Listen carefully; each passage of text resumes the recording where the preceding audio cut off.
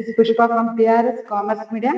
As you know that in the last class I have explained about some important questions of the chapter number 1, 2, 3, 4 and 5. Now from the part B, I have explained about the 6th chapter and 7th. Today I am going to explain the 7th chapter important questions which are going to come. The first one is, the chapter name is National Income Accounting. The chapter name. In this chapter, you will be getting 1 marks 1 question, 2 marks 1 question, 4 marks 1 question, 1 marks 1 question, 2 marks 1 question, 1 marks 1 question, and 6 marks 1 question. And 4 marks questions, for which questions you need to give an important in this chapter, I have written.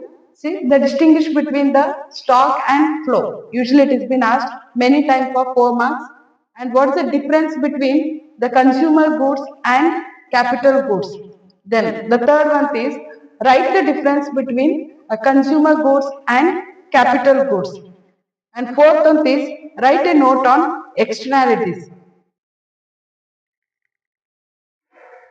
And the fifth one is, explain the circular flow of an income on an economy. The sixth one is, write down the limitations of using GDP as an index of welfare of a country. So, if you give an important only for these 6 questions from this chapter, it is more than enough.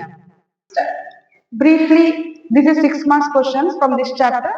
Briefly explain the functions of RBI. Briefly explain the functions of RBI.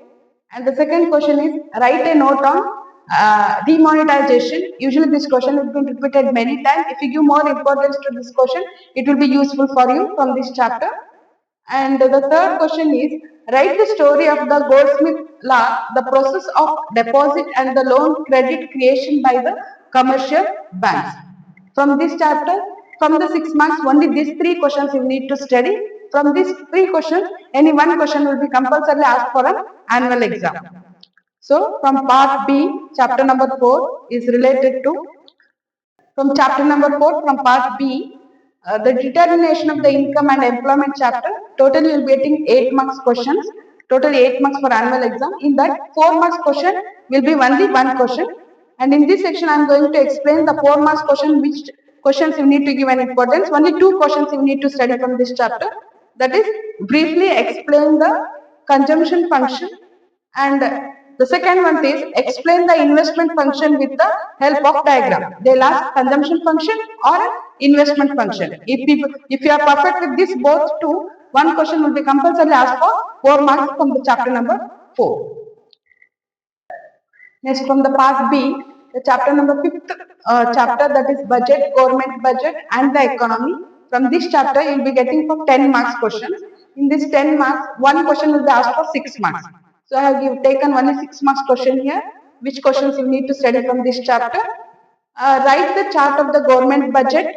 First one. The second one is, does the public debit impose the burden? Explain. The third one is, explain the classification of an expenditure. Fourth one is, explain the classification of the receipt. When they explain, they have given, if you mention the chart of the government budget, expenditure, receipt, it's more than enough to score a 6 marks. Along with the chart, you need to give little bit explanation about these receipts and expenditure and the budget, different types of budget. So, from the chapter number 6, that is open economy and microeconomics. From this chapter, we will be getting for 12 marks questions. Totally 12 marks you will be getting. In this 12 marks, one will be practical oriented question and another one will be. From part B, chapter number 6, the open economy and macroeconomics. From this chapter, we will be getting totally 12 marks. In this 12 marks, one will be for 5 marks practical oriented and 4 marks will be asked as a long question. So, I have taken only the long question. The first question is, write a short note on the gold standard. The second one is, write the short note on balance of trade. Third one is, write a note on balance of payment. Usually this last question has been repeated many times. If you give more importance to the third question, it will be more useful from this chapter. That is open economy and macroeconomics.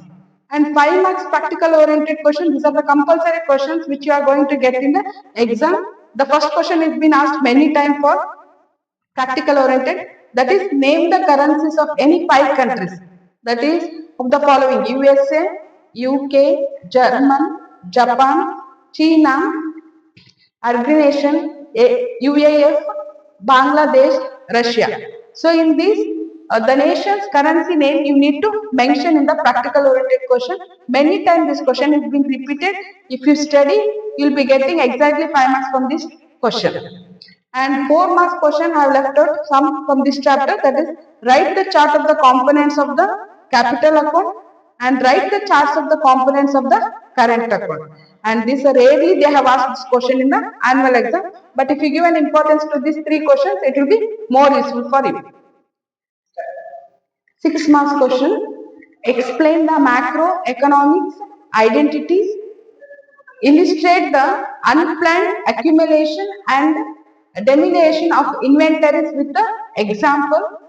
And third question is explain briefly the expenditure method of measuring GDP. And fourth one is explain the numerical example to show that all the 3 methods of estimating GDP gives us same answer.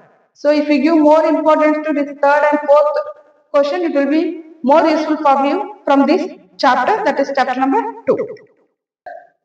Then from part B, the in economics book, the third chapter, that is money and banking. From money and banking also you will be getting 12 marks, totally 12 marks for annual exam.